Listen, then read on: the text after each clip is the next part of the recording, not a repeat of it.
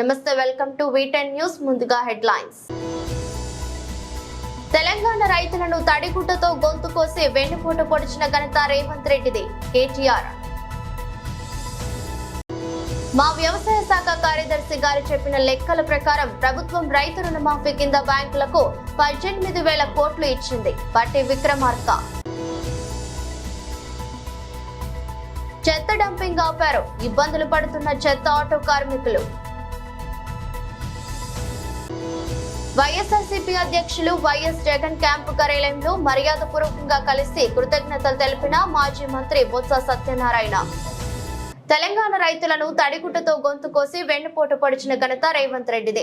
రైతుల నిరసనలు పెరిగిపోయేసరికి డైవర్షన్ కోసం కేసీఆర్ గారిని బజారు భాషలో తిట్టుకుంటూ సుఖానందం పొందుతున్నారు. రేవంత్ రెడ్డి ఎన్ని డైవర్షన్లు చేసినా రైతు ద్రోహి కాంగ్రెస్ పార్టీని బీఆర్ఎస్ విడిచిపెట్టదు. ఆగస్టు 15 వరకు రైతులందరికీ రుణమాఫీ చేస్తానని చెప్పి మోసం చేసిన రేవంత్ రెడ్డి ముందు రైతులకు క్షమాపణ చెప్పు. BRS working president KTR. 4 కోట్ల మంది తెలంగాణ ప్రజల సాక్షిగా చెప్పేది, ఈ 70 లక్షల మంది రైతులను ఖచ్చితంగా ఈ ముఖ్యమంత్రి వెన్నుపోటు పొడిచిండు. మాయ మాటలతోని మభ్యపెట్టి తడిగుడ్డతో గొంతు కోసిండు. 100% నిజంగానే నువ్వు చెప్పినట్టు రుణమాఫీ చేసుంటే ఎందుకు తెలంగాణ ఇవాళ రైతుల నిరసనలతో అట్టుడుకుతా ఉంది? ఇక రైతుల నిరసనలు పెరిగంగానే ముఖ్యమంత్రి గారికి ఒక టాక్టిక్ అలవాటైంది, బాగా అటెన్షన్ డైవర్షన్ టాక్టిక్. ఏదో ఒకటి చిల్లర భాష మాట్లాడాలి, బజారు భాష మాట్లాడి దాని వైపు దృష్టి మలచాలి. దరిద్రం ఏంటంటే ఆయన బూతులు మాట్లాడతాడు, నికృష్టంగా మాట్లాడతాడు, దాన్ని రాసేవాళ్ళు ఉన్నారు, చూపెట్టేవాళ్ళు ఇంకా అదో పైశాచిక ఆనందం. కేసీఆర్ని తిట్టంగానే చూపెట్టి సంబరపడే కొన్ని మీడియా సంస్థలు, కొన్ని అందరిని అంటలేను, ఇక అదో రోగం ఉంది ఇక్కడ ఈ రాష్ట్రంలో. ఎందుకంటే వాళ్ళకి తెలంగాణ ఇష్టం లేదు, తెలంగాణ అస్తిత్వం ఇష్టం లేదు.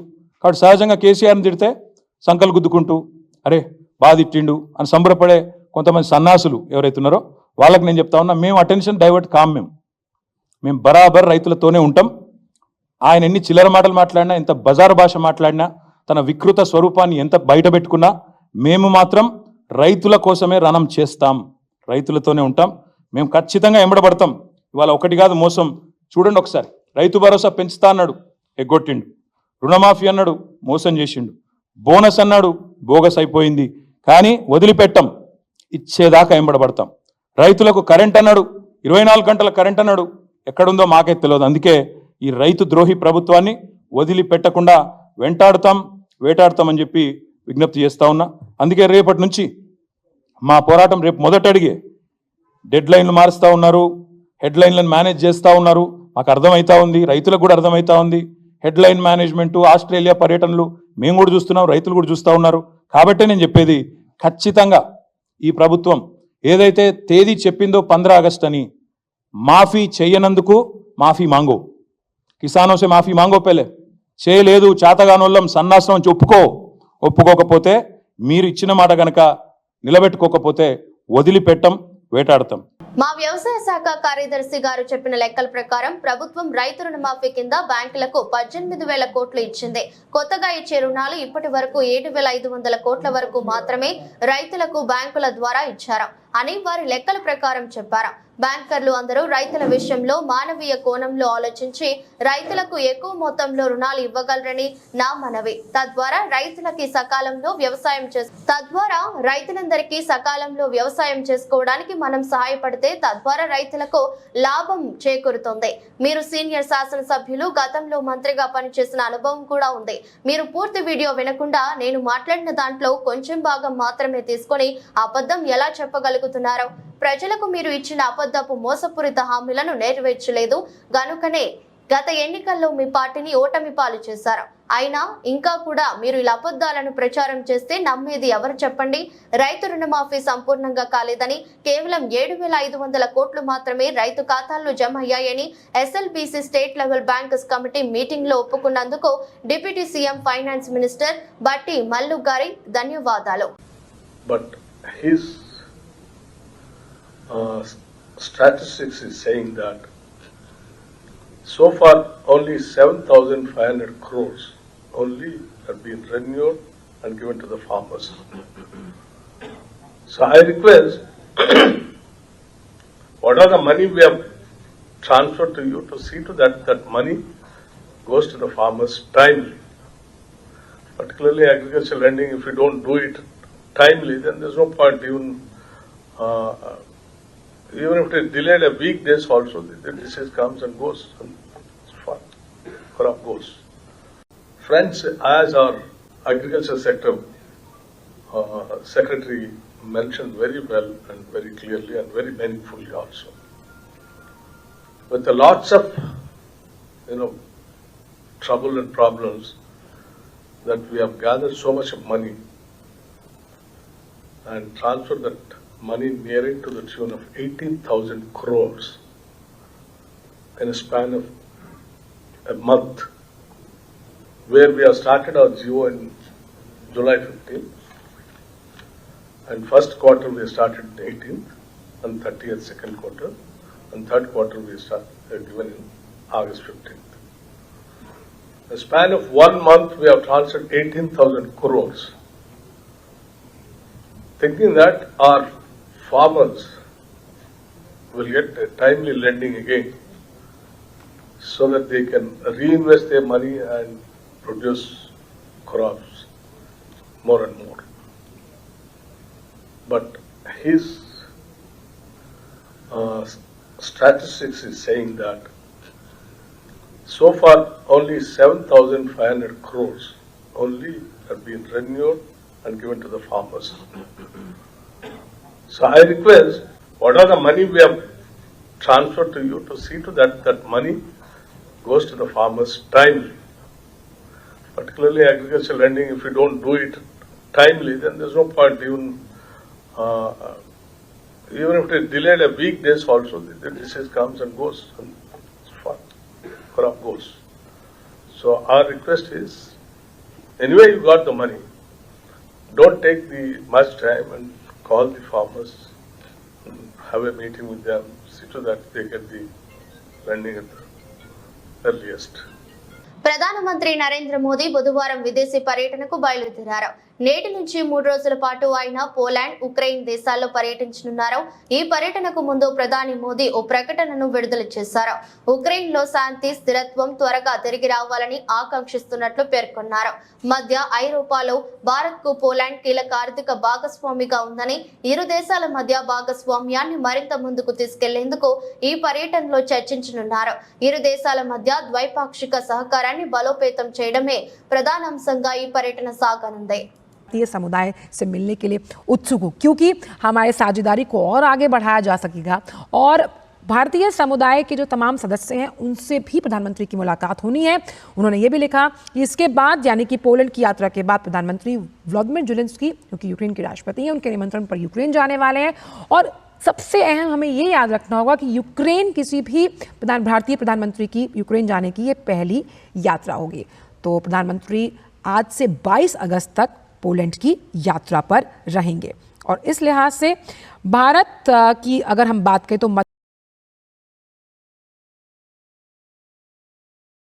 వైఎస్ఆర్సీపీ అధ్యక్షులు వైఎస్ జగన్ గారిని క్యాంపు కార్యాలయంలో మర్యాదపూర్వకంగా కలిసి కృతజ్ఞతలు తెలిపిన మాజీ మంత్రి బొత్స సత్యనారాయణ స్థానిక సంస్థల శాసన మండలి సభ్యుడిగా ఎన్నికైన అనంతరం ప్రమాణ స్వీకారం చేసే ముందు వైఎస్ జగన్ ను కలిసిన బొత్స సత్యనారాయణ పాల్గొన్న MLC Kumbha Ravibabu, MLA R Matsyalingam, Visweswara Raju, Visakha ZP chairman Jalli Subhadra, మాజీ మంత్రులు కురసాల కన్నబాబు, గుడివాడ అమర్నాథ్, పూడి ముత్యాల నాయుడు, ముత్తంశెట్టి శ్రీనివాసరావు, కారుమూరి నాగేశ్వరరావు, మాజీ ఎమ్మెల్యేలు కరణం ధర్మశ్రీ, ఆదిప్రాజ్, భాగ్యలక్ష్మి, కడుబండి శ్రీనివాసరావు, తిప్పల నాగిరెడ్డి, శోభా హైమావతి, విజయనగరం జిల్లా పరిషత్ చైర్మన్ మజ్జి శ్రీనివాసరావు, పలువురు ఉత్తరాంధ్ర సీనియర్ నేతలు పాల్గొన్నారు.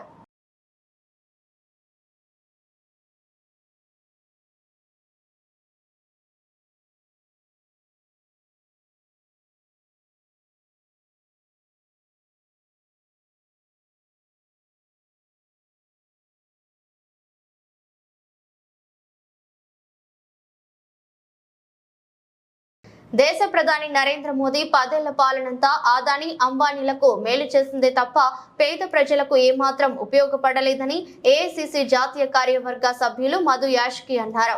బుధవారం విజయవాడలోని అర్ధరత్న భవన్ లో ఏర్పాటు చేసిన మీడియా సమావేశంలో మాట్లాడుతూ ఈ నెల 22న దేశ వ్యాప్తంగా ఈడీ కార్యాలయాల వద్ద ధర్నా సమావేశాలు నిర్వహిస్తున్నట్లు తెలిపారు. మోదీ ఆదాని కలిసి మోదానిగా మారిపోయారని, దేశ సంపదను ఇద్దరు కలిసి దోచుకుంటున్నారని ఆరోపించారు. విదేశాంగ విధానాలను సైతం పక్కదారి పట్టిస్తున్నారని ఆరోపించారు. ప్రభుత్వ విచారణ సంస్థలను ఆదాని వ్యాపార సంస్థల అభివృద్ధి కోసం వాడుకుంటున్నారని, దీనికి ప్రధాని నరేంద్ర మోదీ పూర్తిగా సహకారం అందిస్తున్నారని, తనకు అనుకూలంగా లేని కంపెనీలపై సిబిఐ, ఈడీ అధికారులు దాడులు చేసి వాటిని ఆదాని కంపెనీలకు అప్పగిస్తున్నారని ఆరోపించారు.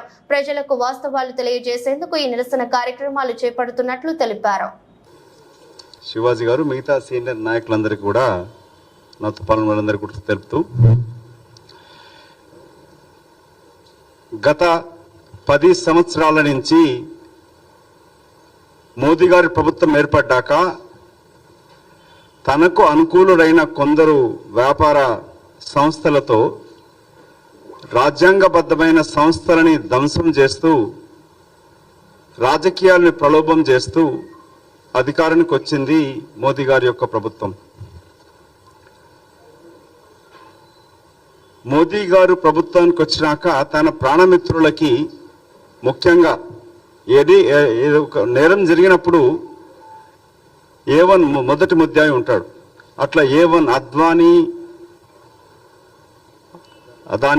అదానీ అంబానీ, అదానీ గారితోటి వారు ముఖ్యమంత్రిగా ఉన్నప్పటి నుంచి ఉన్న సత్సంబంధాలను కొనసాగిస్తూ, తను పరోక్షంగా అతని వ్యాపార వృద్ధికి తోడ్పడుతూ, రాజకీయాలను ప్రలోభం చేస్తూ, ప్రతిభావింపిస్తూ అధికారానికి వచ్చింది మోదీ గారి యొక్క ఎన్డీఏ ప్రభుత్వం. ఇవాళ దేశవ్యాప్తంగా ఆల్ ఇండియా కాంగ్రెస్ కమిటీ మొన్నటి రాష్ట్ర అధ్యక్షుల సమావేశంలో ఒక నిర్ణయం చేసుకోవడం జరిగింది. రేపు 22వ తారీఖున పార్లమెంట్లో మాట్లాడనివ్వరు, ఈ వ్యాపార అక్రమ లావాదేవీలపైన మాట్లాడనియ్యరు. ప్రధాన ప్రతిపక్ష నాయకుడు శ్రీ రాహుల్ గాంధీ గారిని మాట్లాడిస్తే మైక్ ఆఫ్ చేస్తూ ఉంటారు. దేశవ్యాప్తంగా ప్రజలను మమేకం చేస్తూ ఈడీ ఆఫీసుల ముందు రేపు 22 ఆగస్టు రోజు ధర్నా చేయాలని నిర్ణయం చేస్తూ, ఈరోజు ప్రధాన నగరాలలో, రాష్ట్ర క్యాపిటల్ సిటీస్లో ఈ మీడియా ప్రెస్ మీటు ఏర్పాటు చేయడం జరిగినది. ముఖ్యంగా మెగా అదానీ స్కామ్ పైన మోదీ అదానీ గారు కలిసి ఈ స్కామ్కి ఏ విధంగా దోహదపడ్డరు, తోడు దొంగల్లాగా ఏ విధంగా దేశాన్ని దోచుకుంటున్నారు, దేశ సంపదను దోస్తున్నారు, స్ట్రాటజిక్ విభాగాలైన డిఫెన్స్, విదేశాంగ విధానాన్ని కూడా ఉత్తేజపరుస్తూ, ప్రభావితం చేస్తున్న కార్యక్రమాలని ప్రజల ముందుకు తీసుకెళ్లాలనే ఉద్దేశంతో ఇవాళ ఈ సమావేశం ఏర్పాటు చేయడం జరిగినది. మీకు ఉదాహరణ చెప్తాం. ప్రభుత్వ ఇన్వెస్టిగేటివ్ సంస్థలు ఏవైతే ఉన్నాయో వాటిని అదానీ యొక్క వ్యాపార సంస్థల వృద్ధి కొరకు వాడుకుంటూ, for example FDI, foreign direct investment ఉంది. ఆ పాలసీని ఏ విధంగా మార్చారంటే ఫియర్, డిసిట్ అండ్ ఇంటిమిడేషన్, భయముతో, మోసముతో ఒత్తిడి తీసుకొచ్చి ఆ సంస్థను లోపరుచుకోవడం. ఉదాహరణకి సిబిఐ రేడ్ చేస్తుంది ఎన్డీటీవీ పైన 6th జూన్ 2017లో. అది యాక్షన్ అవుతుంది. రిజల్ట్ ఏమొస్తుంది? అదానీ గ్రూప్ ఇప్పుడు 64.71% 6th మార్చ్ 2023 వరకు ఎన్డీటీవీ సంస్థని అదానీ చేతులకు వెళ్ళిపోయింది. Cement corporation of India team ACC Ambuja cement offices పైన 11th డిసెంబర్ 2020న రేడ్ చేస్తారు. దాని పర్యవసానం అదానీ గ్రూపు ఇవాళ 2nd largest cement player Ambuja సిమెంట్ని 16 సెప్టెంబర్ 2020 అక్వైర్ చేసేస్తుంది. మన తెలుగు వాళ్ళకు సంబంధించిన జీవీకే గ్రూప్ ముంబై ఎయిర్పోర్ట్ని అత్యంత ఆధునికంగా నిర్మాణం చేసినది. 28 జూలై 2020 పైన జీవీకే గ్రూప్ ఆఫీసెస్ పైన ఈడీ రైడ్ చేస్తుంది. 14th జూలై 21 వరకు ఇవాళ 98% ముంబై ఎయిర్పోర్ట్ అదాని చేతులకు వెళ్ళిపోయింది. ఇన్కమ్ ట్యాక్స్ అఫీషియల్స్ క్విన్స్ ఆఫీసెస్ని నోయిడాలో 11th అక్టోబర్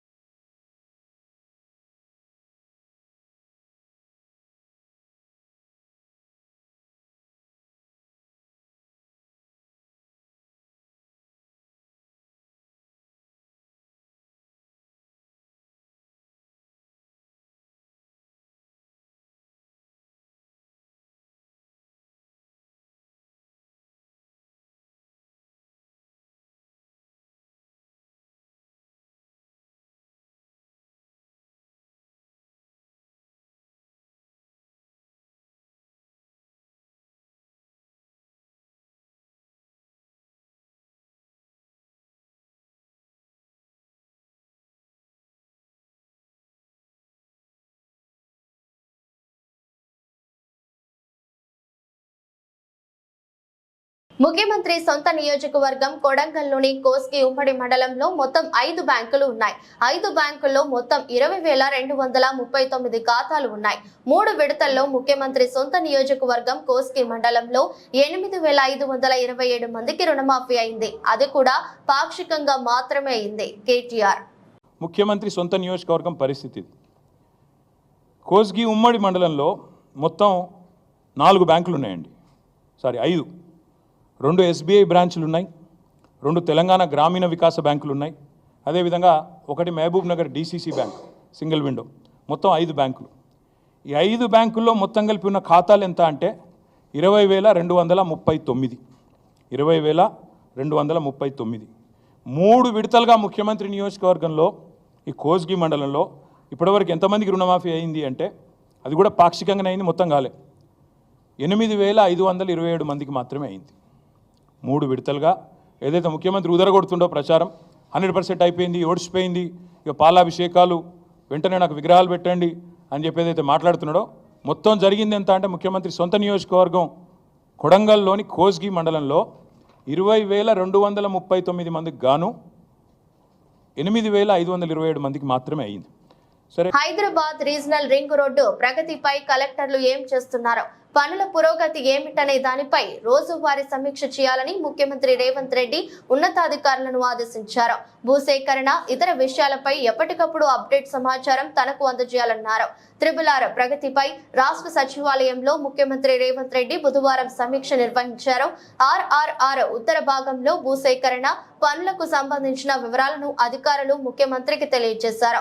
భూసేకరణ వేగం పెరగాలని RRR ఉత్తర భాగంలోని కలెక్టర్లు ఈ రహదారి విషయంలో రోజువారీగా ఏం చేశారో, ఏం పురోగతి సాధించారో, దక్షిణ భాగంలో భూసేకరణ ప్రక్రియ ప్రారంభం, ఇతర అంశాలపై ఆయా జిల్లాల కలెక్టర్లు ప్రతిరోజు సాయంత్రానికి రాష్ట్ర ప్రభుత్వ ప్రధాన కార్యదర్శికి వివరాలు అందజేయాలన్నారు.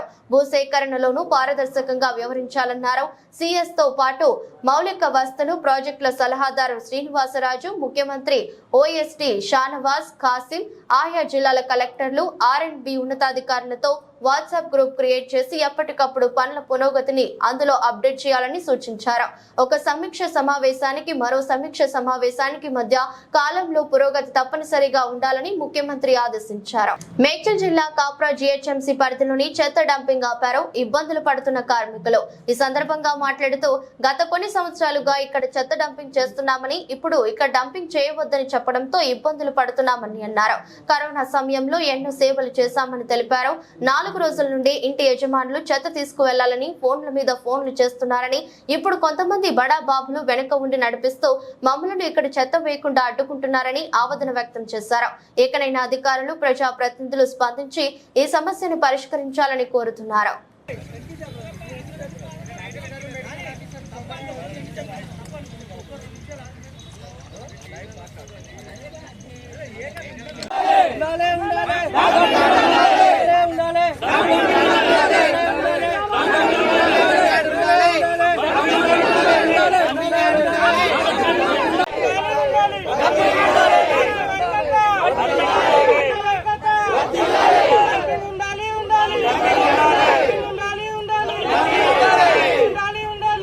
గత ప్రభుత్వం నుంచి మేము ఇంటింటికి చెత్త తీసుకుంటున్నాం చేస్తున్నాం. ఎంతో ముందుగా ఎక్కడ పోయినా ఎంతో ముందుగా చెత్తకు పోయినకి ఎక్కడ పోయినా సరే ఎటు పోయినలేదు చేయనీయలేదు చేపనీయలేదు.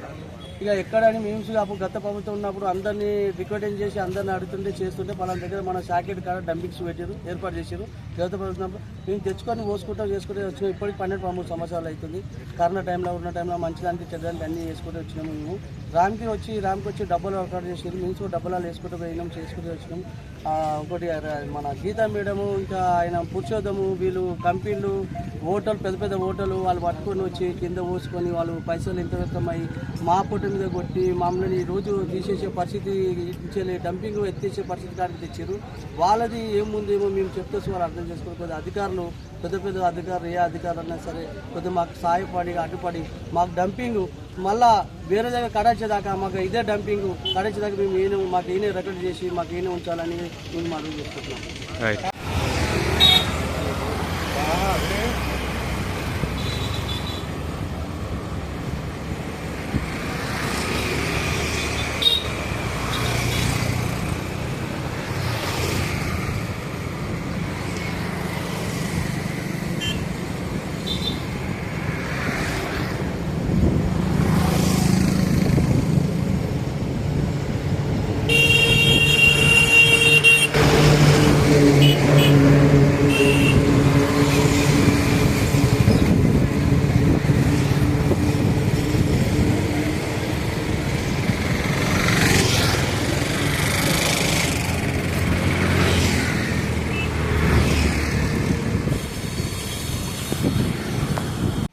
సంబంధించిన డంప్ యార్డుని ఇవాళ ఆపివేయడం జరిగింది.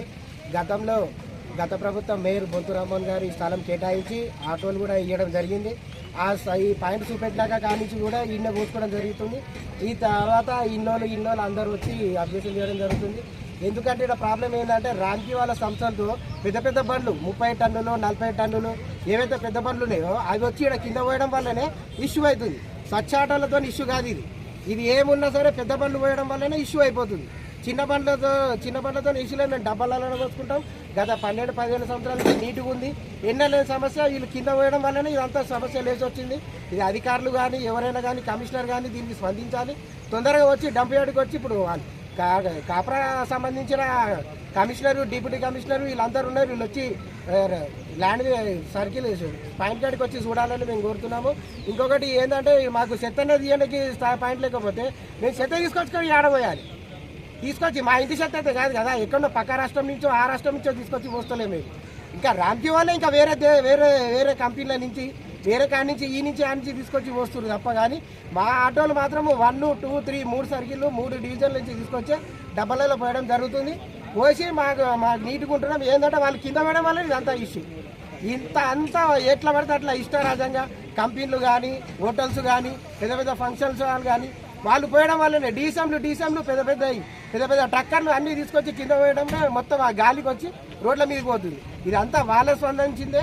వాళ్ళు క్లీన్ చేయకపోతే మా పొట్టల మీద కొట్టద్దు. మాకు ఆల్రెడీ బండ్లన్నీ 120-150 బండ్లన్నీ రోడ్ల మీదనే ఉన్నాయి.